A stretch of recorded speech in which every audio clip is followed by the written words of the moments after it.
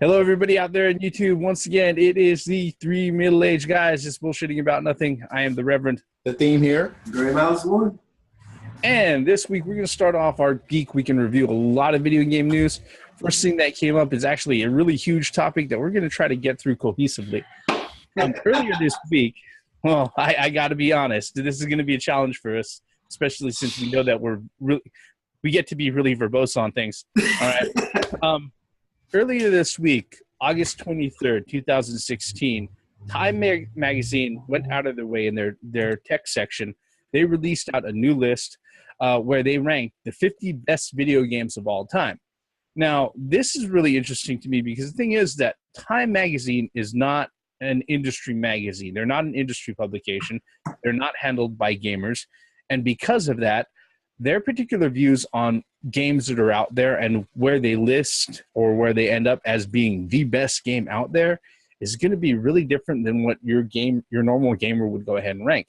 The other thing that we have to keep in mind is that since they're not an industry publication and they're not an industry site, they're not going to be swayed by whichever publisher is giving them the most fucking advertisement money. All right?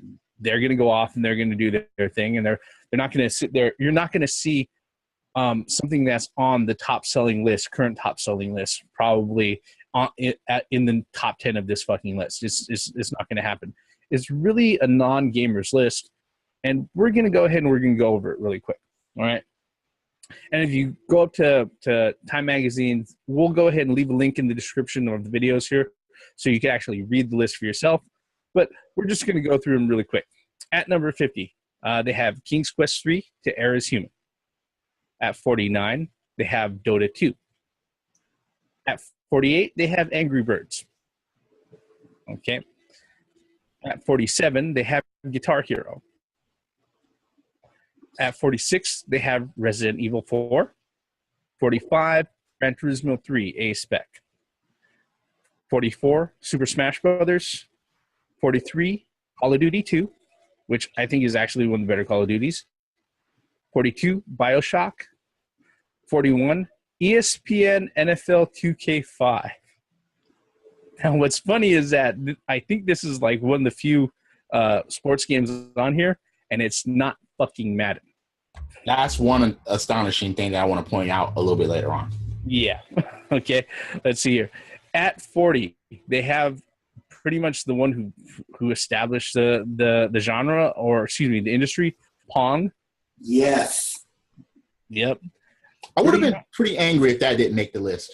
Yeah, I'd actually be. I'd be really, really surprised. I mean, people may not realize exactly how that influenced everybody else, but it did really set up an industry for the ones that video gamers enjoy now. Well, the significance of these first 10 games, the 50 to 40. I mean, you got games like Guitar Hero that actually created the genre, the music and rhythm genre per se, that really where you could actually play with a prep reel. Huh? Yeah. What'd you With say? a prep reel. Yeah, I was supposed to say with instruments. That's what I was saying. I was like, and it just blew up from there, man. Yep. I mean, there's a lot of interesting things, but let's continue on. Yep. At 39, a classic, Castlevania. That should be a little bit lower in my opinion, but that's fine. Or higher in the list, you mean? Oh yeah, yeah. Okay, 38, Portal 2. All right. I was surprised that Portal 2 was in there and not Portal. And not the first one. I would. The first one was revolutionary. Yeah, I mean, but you know, in terms of games, it did make improvements. It's as far as people who've actually played the series, though, it didn't have the same wow factor. Portal was just so brand new. Yep. Let's continue on.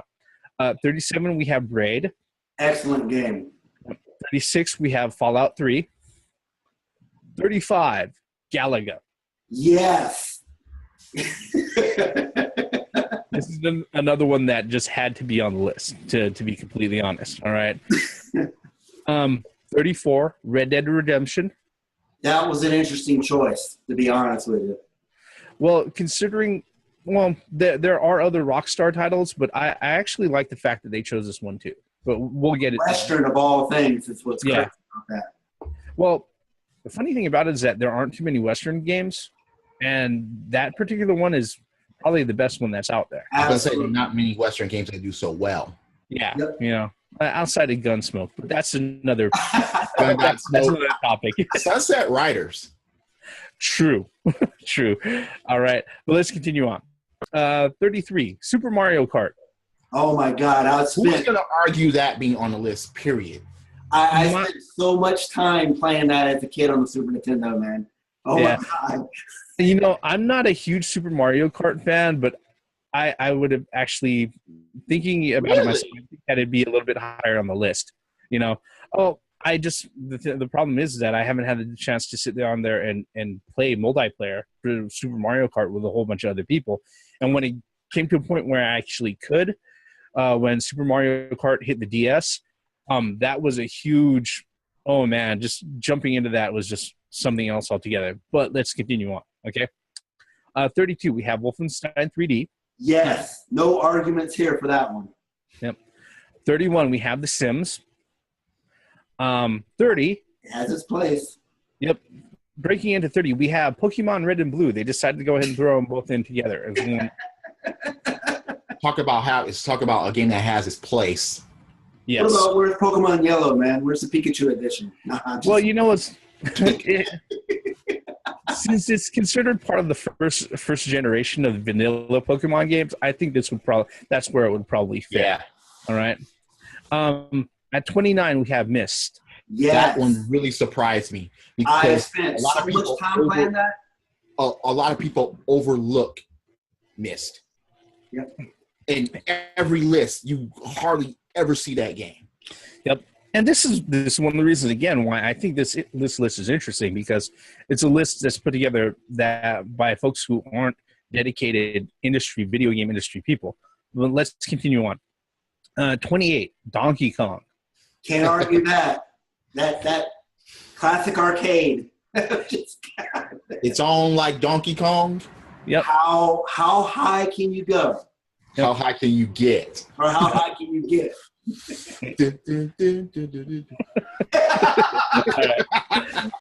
Let's the only thing I'm going to contribute on Donkey Kong is that actually I've read this list a few times. I think this is probably the one that's at the most perfect spot because it sits like It's right there in the middle, almost in the middle. Yeah. Yeah. Okay. All right. 27. We have Mortal Kombat. I can't argue that in its place. That belongs in, yes. Okay. At 26, we have StarCraft 2, Wings of Liberty. StarCraft, yeah. Yep. Now, I mean, I'm not a big RTS fan, but I know StarCraft. So, 25, Halo, Combat Evolved. Yep. That's Lots and lots of fun. Xbox. Lots and lots of fun, and that was the primary or the only reason why people got the first Xbox. I'm Especially guilty. at launch. I'm All guilty. right. I got an Xbox because of that game. That was a system seller. That Yep. Earths and Skies, man. That's all. Anyway. Yep. Go on. All right. At 24, I know this is going to piss a lot of people off, is Final Fantasy VII. It's got okay. It'll piss people off if you don't appreciate the games that are above it. Yeah. But, It's in a perfect let's. place. I think It has its niche. I think it's an appropriate place too. Absolutely. All right. Number 23, we have Microsoft Flight Simulator 10. Don't have much to say about that. I've not played any of the. I've never played that, so Yeah.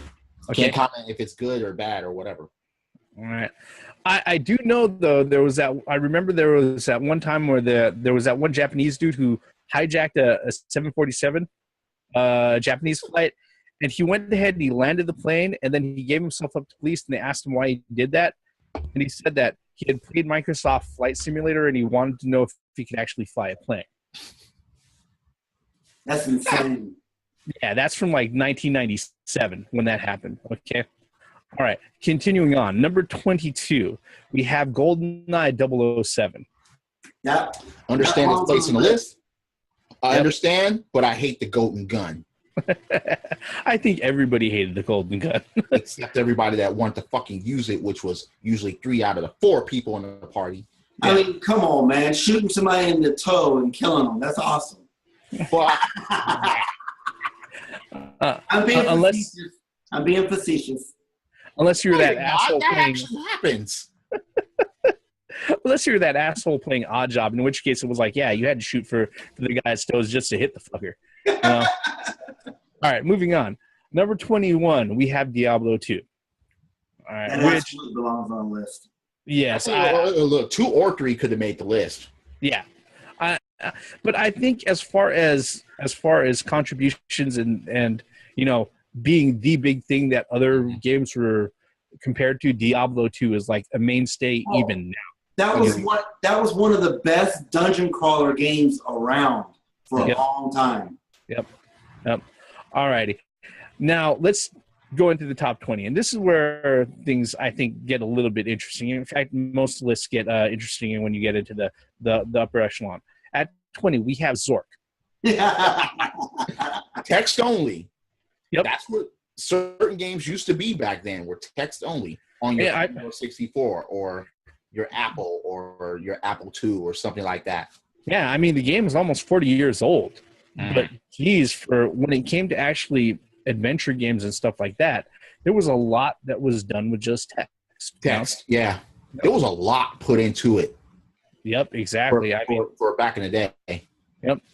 You had to type in and you had to put go west, go east. Yeah. Draw a sword. Yeah.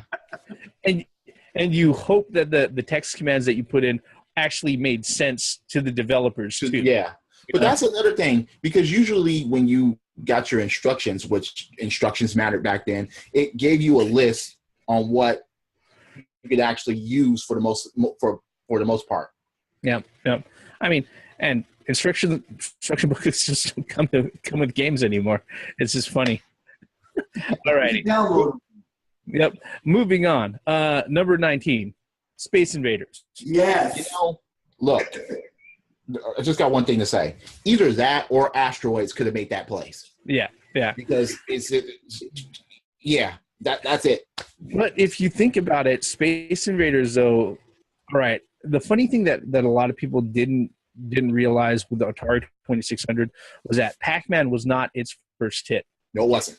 The first hit that actually made people go out and fucking get a 2600 or Atari VCS was goddamn Space Invaders. And then the second was Asteroids. Yep. Then you got Missile Command. Yeah. Hey, I played Journey Escape. Yeah. But Space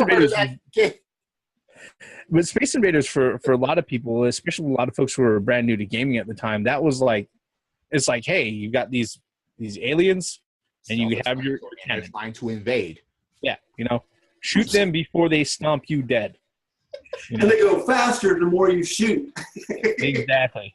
And then when you lose, you lose because the game just goes or you fart or whatever.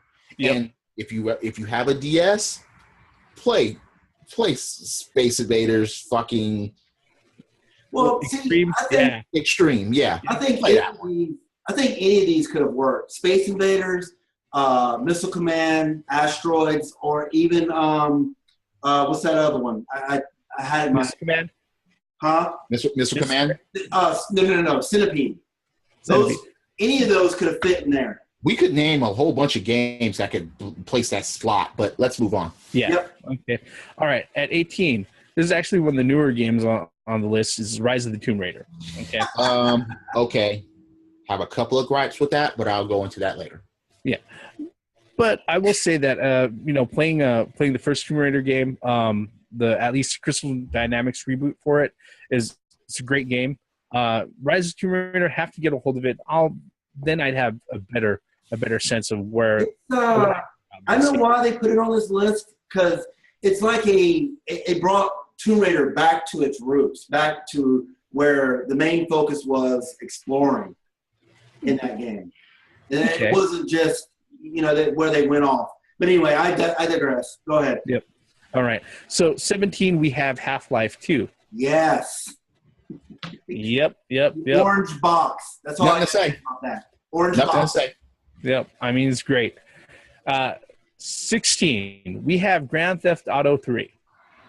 Yep. Now, I'm not the biggest fan of the Grand Theft Auto series, but I will completely recognize the the type of technical prowess and hard fucking work that went in that game. Yeah. And how it actually set up the whole genre of sandbox. Sandbox. Yeah. Yeah. I mean, just the ability to go out and do whatever the fuck you want. Yeah, and not whatever that you want, but as many things as you could actually do in that game, especially when you considered that, you know, it was released out in 2001, 15 fucking years ago. Mm-hmm. I mean, for a home console, also not for PC. Not for PC, yeah. Yeah, fucking amazing when you think about it, you know. So, like I said, I'm not the biggest Grand Theft Auto fan, but yeah, I'll recognize that easily. All right. It's one of the better sandbox games for that time. Some people say it's the best one. Yep. All right. So breaking into the top 15, and we're making good time here. 15, we have Counter-Strike. Yeah. When it comes to competitive first-person shooters, this was the shit. All right. Especially on PC. Yeah. This is what set it up, really. All right. This is what set up online multiplayer. Yes, it did. All right. Now, as far as first-person shooters go, one that ranks a little bit higher, at least according to time, at 14 we have Quake. Yeah. Underrated, still underrated, regardless of how much praise that Quake gets. And I'm happy that it's coming back. Yep. Quake 4. Yep. I was really happy when that announcement was that this year Quake coming back, and one thing that a lot of people don't understand about Quake is they actually created the arena multiplayer. It did, yes. And that's what people don't realize. That's why it belongs on this list. If not, it's a fun game to play, but when you're playing it with multiplayer, that created the arena multiplayer. Yeah. What else can you say? Well, the other thing that you can say is that, technically speaking, it was one of the first games that was fully rendered out in 3D with these brand new fucking polygons. And up until Quake, really, there wasn't a lot of games that required somebody to get a video card. But once Quake came out, it was like, oh, 3DFX Voodoo, they became a fucking brand name that gamers knew about, you know. And that's really what pushed that particular part of the industry. All right, continuing on. 13, we have SimCity 2000. I liked SimCity until the garbage hazards appeared, like Godzilla or oh, those were cool, man. Come on. Fuck that. You build your city up and you have everything going in perfect harmony, and next thing you know, this fucking lizard shows up. That is it's awesome. like, come on, how am I supposed to deal with that? That is awesome. SimCity definitely belongs on this list. I understand that, but that's when I had a grudge against SimCity when that shit happened to me. I was like, fuck, everything was working. I had the perfect city, and then this monster shows up and says, fuck you, you gotta, no, fuck. Hey, at least you didn't have to worry about, you know, signing onto a fucking server and then not being able to in order to fucking play a single player campaign. Let's not go there. Let's not go to that rant right now. Okay, that's gonna take way too much time. All right, continuing on. At number 12, Final Fantasy VI. Is this 3 or 6? 6. This 3. Is 6. Known, 3 known in North America, but Final. Okay, yeah. All right. Now, what made this game so good is that this was the first synthesized, or one of the best synthesized music in the Final Fantasy. On Super Nintendo, yes. On Super Nintendo. I mean, there's a whole scene where at the opera is where it was just and that look. I'm telling you, it was mind blowing at the time. It really was. I mean, here's the thing about Final Fantasy VI that I've got to say. They did best. Square did best, and they have not been able to replicate in any of the Final Fantasy games later. Yes, including Final Fantasy VII, and I will fucking stick to that. All right, and that's the fact that Final Fantasy VI gave you 13 fucking playable characters that were fully fleshed out playable characters. All right. You had a reason for any one of those guys to be in your fucking party, okay? When it came to Final Fantasy VII, hey, I don't want fucking Aerith in my party. I don't want Kate Sith in my party. Right. I don't want Red 15. Well, guess what? Don't give them any fucking materia. Yeah. All right? The only thing you're fucking missing is their fucking limit breaks. Another thing, too, is that we can touch on Final Fantasy VI. I think it was one of the most engrossing storylines as well. Because, I mean, depending on what your choices are, one of the characters commits suicide. I mean, you watch them throw themselves off of a cliff, and you're like, you're sitting there as a kid watching this, you know? You're like, yeah, I mean, they took some real risk with Final Fantasy VI when it came to like storytelling and how they were doing it. Yeah. Not only that, but even now, okay, 2D lives on. Fucking the sprites look beautiful even now. Okay, It does. all right, but let's go on because we can probably go on for a little bit more. All right, so at number 11, Sid Meier's Civilization 4. Interesting. Civilization, oh my God. See, a lot of RTSs are showing up in this list. Yeah. That's very interesting. This is like the third or fourth one. Yep. And Civilization, I played that on the PC. I played them all. I love Civilization, Koshaks, all these I grew up on RTS. I love RTS. RTS. It's just, that's one of my favorite genres. And Civilization, look, yes. It belongs there. Yeah. All right. Let's try to get through the last top 10. Okay. At number 10, World of Warcraft. I hate that game, but I respect what it did because it created, I think, the MMO. Every MMO that came out after World of Warcraft was modeled with World of Warcraft. It didn't create it, but it sure as hell perfected it. I didn't mean to say created, but it seems like everything was modeled all the MMOs thereafter was modeled after the Warcraft. I mean, well, when something comes out that is revolutionary, of course things are going to copy it afterwards. Yep. I mean, they got millions of subscribers. I mean, I think their highest was like 35 million subscribers, paying $15 a month to play on this server. Okay. All right. Let's go ahead and continue on. Let's see here. Number 9, we have Oregon Trail.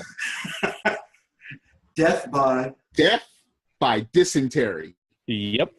I never heard of dysentery, and I died by it. So I had to grab a dictionary and actually find out what did I die of. And when I read that, I was instantly pissed off. You died. You cannot. I kept shitting, and I died by dehydration or whatever. That's fucked all the way up. You died by shitting on yourself. Uncontrollable shitting is what it is. Yep. I had to get the dictionary right by the Scrabble game, and I was just like, "What is this?" I mean, and motherfucker. The thing is, though, with this game, I played this in school. Yeah. That was one of those games. Elementary school. Yes. Yep. I mean, the funny thing is that the game was developed all the way back in 1971. Yes. And it didn't show up in schools until it was made available for the Apple IIe computer in the 1980s. All right. And then at that point, it was like, Jesus Christ.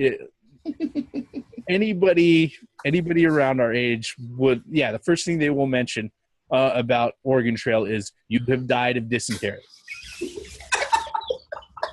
Either that or your wagon wheel breaking, which was more wagon wheel breaking. Yeah. You get bit by snakes. It's like, fuck, dude. That's crazy game. Yeah. All right, let's go on. Number 8. Super Mario Brothers. If anyone's going to argue about this game being on any fucking gaming list, you have a screw loose or you have no history about gaming. This is the game that basically, quote unquote, single-handedly brought back gaming and just totally fucking handed us the side-scrolling genre. Period. See my poster up there? That's all I gotta say. Yeah. What, Ghostbusters? No, the one behind her. I know. Yeah. Revolutionary. NES. Revolutionary. Speaking of revolutionary. Yep. Yeah, number 7. Legend of Zelda. Oh, boy. There's only 2 flaws with this game. What it The ended? dungeon music. Turning it off, you had to hold the reset button. Yeah. And also the dungeon music. And the dungeon music. You knew where I was going. That music was annoying. Well, see, this is one of the games that actually revolutionized open world. That was open world back in 19. Before it was a genre. Absolutely. Before we even knew what it was. Yeah. Yep. Yeah. Yep. And that's impressive to have that on the NES because that was a big fucking game for 8-bit. Yep. I mean, even now, the thing is that there are people who could sit there and speed run it, in very short times. But There's some people that can play that, they can get to Ganon with no sword. How the fuck do you do that? The only problem with that is you can't kill Ganon. You have to have your Master Sword. I know. But you can get Magic Sword. Yeah. Yep. That definitely that's very dear to my heart, Zelda. Yep. All righty. Let's see here. Moving on. Number 6, Minecraft. See, with this game, I didn't get into it at all. Well, the thing about this game is that I think the greatest thing about Minecraft is that if you could sit there and take the creative possibility of Legos and hand it over to obsessive compulsive gamers, okay, who like to go ahead and just immerse themselves in doing things over and over again. Yep. That's pretty much what Minecraft is. All right. That's all you have to say about it. Because the thing is, not everybody is going to get the lure of Legos, but anybody who has ever played with Legos for a long time, they all know about getting stuck on that one project. Okay. Oh, yeah. And Minecraft is like that, but the project never ends. Okay. Moving on. Top 5. Number 5, Ms. Pac-Man. Okay, look. Hours upon hours upon hours. No matter which one I played, even the Atari Ms. Pac-Man, but the arcade one, as soon as motherfuckers put the speed on her, it was over. Yeah. It was like, oh, yes, this was the one that everybody had to search for and fucking play. I used to watch my sister play this game and just had the patterns down, just play the game, just get all the way like the 3, 4, 5 junior levels. And I'm just like, man, yeah. What was good about Miss Pac-Man is that the boards change. Unfortunately, Pac-Man, it was that same board over again. Bouncing fruit. Well, that's because they actually gave it, proper development time, and it showed between Ms. Pac-Man and the original Pac-Man on the Atari 2600. It even had a storyline. Yep, exactly. Quote unquote, yeah. Actually, it's one of the first arcade games that actually had cutscenes. Yeah. Yep. Oh yeah. Think about it. That's the story. Yep. All right. Moving on. Number 4, Doom. Yes. I have sat in front of a PC for a long time on this game, man. Okay. I mean, that belongs on this list. It definitely belongs on this list. Definitely. And this game was one of the games that got criticized as being violent.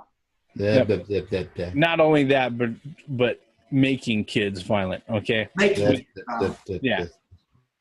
Which again, that's another. Yeah. We'll that's something else for another time. Okay. So number 3, top 3, Legend of Zelda: Ocarina of Time. I remember the theme was there when I was beating this game, and the when you first got to act, when you passed Ganondorf, and then you got the Ganon, and the battle music was insane. And also, the Ocarina of Time is the linchpin in the Zelda storyline to where it splits, to where Ganon actually kills Link, or Link actually kills Ganon, and that's branches the storyline. Anyway, it belongs on this list because of that. This was a revolutionary game. It really was. Yeah. Well, I would have to say, just like I said about all Nintendo systems, Mario usually is the tech demo, and then Legend of Zelda is usually what they show. Okay, this is what you do exactly with this system if you concentrate on it, and it helps. They've got creative geniuses working on it. Okay, Absolutely. I'll save the legendary spot for number 2, which was Super Mario 64. 64. Yeah. You talk about a game that totally revolutionized 3D or said that, look, this is the way 3D should be done. Yep. You're going to fucking The do it. camera work, Mario 64. Yep. The camera work, and you were being able to, it was just, there was, The camera worked, the control worked, everything worked. it was perfect. And I think the Reverend said it earlier was that, like, this was the tech demo of the 64, so to speak. It revolutionized the 3D world. Putting Not a traditional 2D character or It didn't take 2.5 Mario 3.5 minutes to drown. Well, not only that, but I think actually what a lot of people, when people sit there and they talk about Mario 64 as being revolutionary, they always talk about it being the transition from 2D to 3D. The one thing that they leave out, okay, and this is a reason why Nintendo fucking geniuses, and another reason why we say, all of the gaming, the majority of the gaming actual innovations that have come to the industry have been introduced by Nintendo, but it introduced analog control and what that meant to fucking console games. Yes, it did. Absolutely. All right. You sit there, you top off 3D, okay, a more intuitive camera, all right, with pitch perfect analog control. Yep. And with the creative minds of Nintendo behind it. And yeah, look, the Nintendo 64 is not my favorite system, okay? But guess what? I know why people wanted one, especially when it first came out, okay? And that was people wanted it because they thought Killer Instinct was going to be on it. Well, The Ultra 64. yeah, or amongst other things. But really, the reason why a lot of people went ahead and picked it up, even if they had to spend an exorbitant amount, was Mario 64, okay? All right. So let's go ahead and move on to number 1. And the number 1 greatest of all time game, according to Time Magazine, August 23rd, 2016, is Tetris. Puzzle game. Puzzle games, puzzle games, puzzle games. Yep. And puzzle games. You had this puzzle game that basically, I mean, come on, it went just about everywhere. Everywhere. One thing, too, is I believe that Tetris was one of the reasons why the Game Boy was so successful. The Game Boy? Yep. I mean, yeah. That's what I said, the Game Boy. That was one of the reasons why the Game Boy, because who did not have Tetris on their Game Boy? Well, it came with the Game Boy, so that was the excuse for that. But it was so great that people just constantly played it. The versus mode on there was something else. It's like, yeah. And everybody played it, not just the kids. My parents played it. My brothers played it. I played it. We tried to get the highest score. But, actually, right there, actually, that is the greatest thing that a lot of people don't recognize about Tetris. They're like, oh, it's just a puzzle game. No, look, there's a few things that you got to sit there and you got to appreciate here. And take a minute just to break it down. Number 1, you have a concept that anybody could fucking understand. Anyone can understand it, yes. Okay? You have a concept that anybody can understand and anybody can go ahead and grasp hold of. Not only that, but then it was packaged in a way that it was like, guess what? Anybody could fucking pick up and play this. Yeah. Mm-hmm. All right. In fact, the best Tetris players that I know, they're all female. I'm not kidding. Okay. I think I've had except for one. All right. But then again, he's also a programmer at my work. So he thinks in a very different zone. All right. I saw one of my classmates get Tetris after Tetris after Tetris. I mean, he stacked the block so perfectly that when that one long block comes in, Tetris, and then another one comes out, and I was like, how the hell do you do that? I mean, I remember when I was playing Tetris 4D for the Dreamcast, and one of our Navy comrades fell asleep, and then he woke up and he saw me playing, and I was still playing the same game. He saw that I had 500 plus lines, and he's like, "You were still playing the same fucking game?" And I'm like, "Yep, I was in the zone, just focused on Tetris. Love fucking Tetris. Love puzzle games in general, but love fucking Tetris." and what's so unique about the way this list is that, one, it wasn't by gamers. Two, there was no money under the table, like it wasn't. I still think that certain games are missing, There are certain games, or that certain games should be replaced with others, like Rise of the Tomb Raider, for example. That's just my opinion. What would you replace it with, Theme? Okay, look, one game that comes up is it's a fucking Metroid of some sort, like Super Metroid, or even the first one. Then this hurts my heart. There are no Street Fighter games on this list. That was, and on top of that, there was no beat 'em ups either. I was just about to say the same thing. Turtles in Time didn't make this list. Now, I can understand that this is not by gamers or whatever, but there are certain games that are in here, like Halo or anything like that, okay, I understand that they earned their place on any list. But at the same time, I'm just like, wait. You had a couple of games that revolutionized genres that are not here. So that's why I was like, I was surprised that no Madden made this list. Not the old ones. There was no basketball game on this list. That was crazy too. Or what about Blades of Steel? That's what I'm saying. Sports games were really, really left out. No, the only sports game on there was that. It's 2K5. Yeah. That is crazy. That was an ESPN game. So, fuck, wow. Look, I can understand that certain games weren't going to be here, and it's a top 50, and many people are going to bitch about the list as far as saying, I can't believe that. No. I can understand just about each and every game being on this list, and some of them where they're actually perfect. But that was my only gripes, because I was like, wait. I didn't see any Metroid on here?